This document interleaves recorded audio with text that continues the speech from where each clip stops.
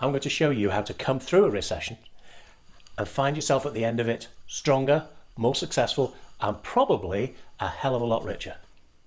Please hit the subscribe button and the bell so that we notify you of when the next video is coming out, just to make sure you don't miss any of the good stuff. My name is Stephen Long. I am a sales trainer, recruiter, and all-round good human being. Over the last 20 years, I've trained around 50,000 recruitment consultants, and I've also built and sold my own search firm based in the financial sectors. So I've been there and done that, and that's what's relevant to this particular video. For many people watching this video, this is going to be their first recession. Welcome! Finally joined the club. Now, in terms of recessions, there is a technical definition. Technically, a recession is 2 consecutive quarters where the economy shrinks. That's the definition. And I've been through a number of them. Here's a little list of the recessions that I've lived through. Okay, and here's a list of the recessions that I've come out the far end of in a better position, both financially and in terms of my business life. Yep, every single one of them is the same. There's a reason for that, aside from just damn good luck and natural charm, obviously. The reason for that is that there's a process that you can work through to make sure that you come through the recession without suffering too badly, and position yourself so that when the recession ends, as they always do, you can take off and take advantage of the inevitable boom that follows the bust. Thing with the recessions is they normally last, strictly speaking, they last around 12 to 18 months, no more than that. There's often a sort of a double dip or a lag afterwards. So the recession of the early 80s sort of dragged on a little bit. It sort of dragged on for about 3 years, where there was a year of recession and then there was a couple of years of flat. The recession after 2008, that was a double dip. So we had a year, then we had some growth, and then we had another sort of 6 months of dip. But generally speaking, recessions last between 12 and 24 months, no more than that. And then you get this period of either explosive or steady growth straight after them. So bust is always followed by boom, and boom is always followed by bust. It's just the way the economy works. So the first rule is accept it. It's gonna happen, and I'm hoping you live long enough for it to happen to you several times. So let me walk you through the 5 steps of how to handle a recession and position yourself through it. The first thing is you've got to look at the market that you're in. Some markets, some sectors of the economy are obviously more susceptible to economic cycles than others are. You would think, for example, that the general office temp sector would be one of the most vulnerable. But actually, if you think a little bit creative about it, if full-time staff are being laid off or full-time staff are being put onto part-time, if the economy doesn't die completely, there will be the creation of certain vacancies for temp or contract personnel. So it doesn't always hit the way you'd expect it to.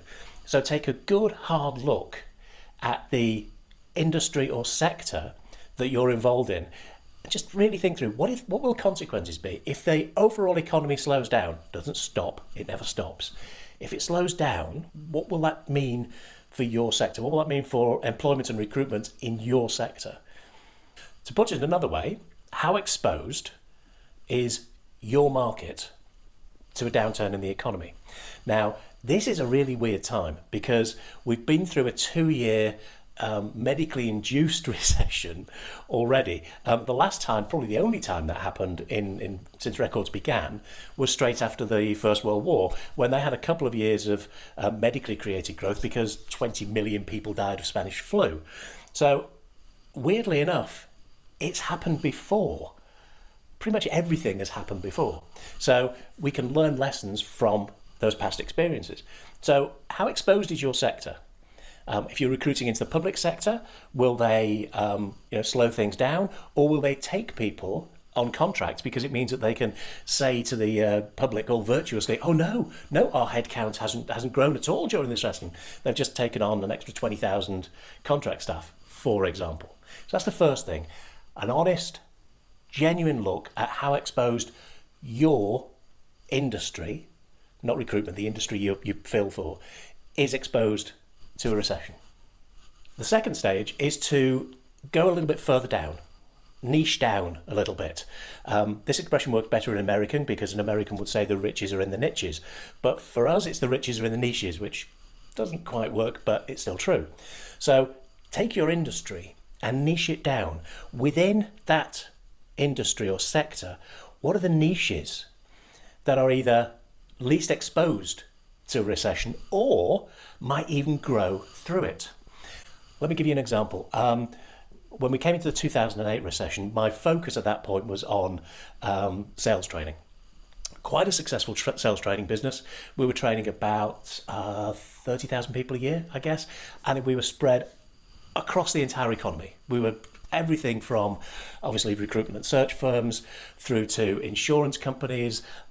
We were dealing with vehicle hire and contracts. We were dealing with you name it. If you can think of a sector, we were probably dealing with them. Lots of work in IT, lots of work in media and advertising, all sorts of stuff. As we went into the 2008 crash, which didn't come in slowly like this one, it just, there you go. We sort of took a look at it with my business partner, and we looked at it and went, okay, media advertising, yeah, that's probably going to take a hit. Car sales, yeah, definitely. We looked at all the sectors, and we basically looked at it and went, okay, recruitment, yeah, okay, that's fairly solid. Tech, yeah, people might invest in tech to try and maximize their efficiencies. And we focused on commercial insurance broking. And for the next 5 years, we emphasized really hard on commercial insurance broking. In fact, we actually ended up setting up a search firm dealing with commercial insurance brokers, because that sector is always going to be relatively undamaged by anything other than a total economic crash. Because if bigger companies are laying people off and spending less on their insurance, a lot of those people that are laid off will go and start their own companies and need to spend on insurance. So big corporate insurance brokers, bit of a hard time. SMEs and small corporate insurance brokers, they had a whale of a time. They came out of it really prosperous, thank you. And because we rode on their coattails, we did all right. We did all right for that period. So which niche can you dive into that will really either recession-proof you or alternatively give you the chance for growth through the recession? Now that growth might be because you're doing something really well, or it might be because your competitors are dropping by the wayside. Either way, it's a net growth for you. So niche down. Where are your niches that you can exploit? This third stage is where you need to get a little bit creative, because if you're not in that niche already, you need to find an entry point. If you're not already a big noise in that particular niche of your industry or sector, you need to network and you need to develop relationships with people who are, because that is by far the most straightforward and effective way of entering any kind of new market.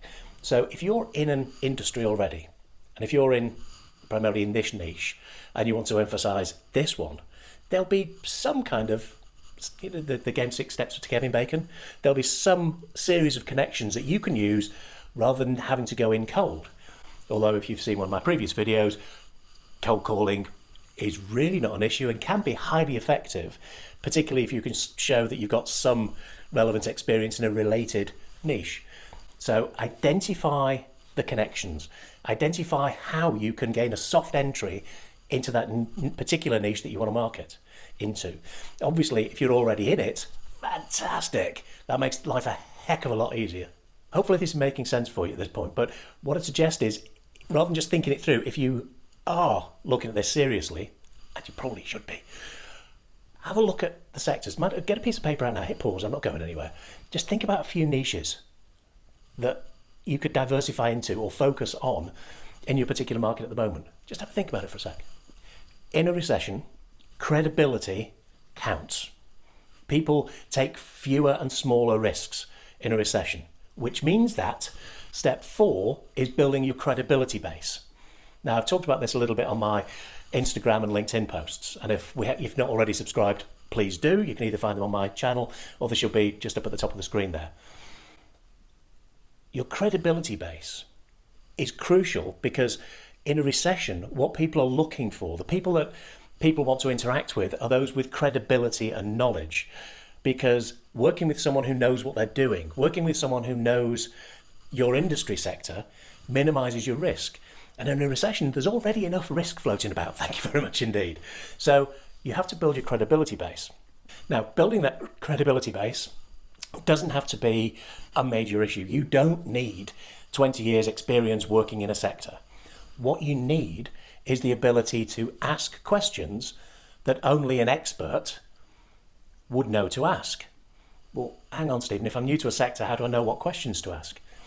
You might be new to the sector, but if you've done the previous step properly, you will have connections with people who are experts.